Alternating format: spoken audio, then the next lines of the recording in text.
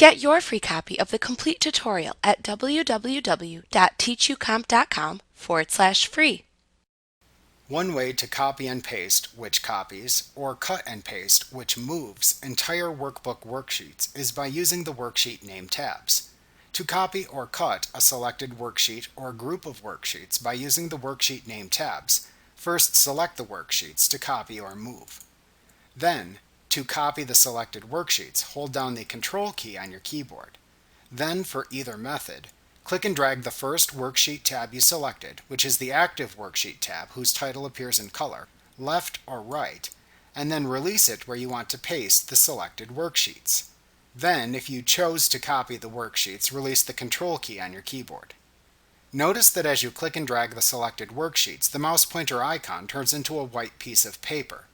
If you chose to copy the worksheets by holding down the Control key, then this icon also has a plus sign next to it. Also, the place to which you paste the worksheet or worksheets is indicated by a small downward pointing arrow that appears as you drag your mouse pointer over the existing worksheet tabs. Alternatively, to move or copy worksheets using a dialog box, select the worksheets to either move or copy to a new location. Then click the Format button in the Cells button group on the Home tab of the ribbon. Then choose the Move or Copy Sheet command from the Buttons drop-down menu to open the Move or Copy dialog box.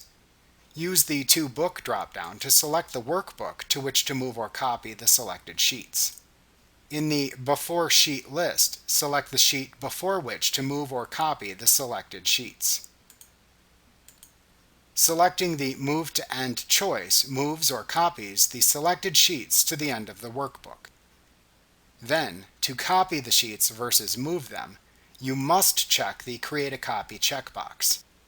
Finally, click the OK button to move or copy the selected worksheets. Like what you see? Pick up your free copy of the complete tutorial at www.teachucomp.com/free.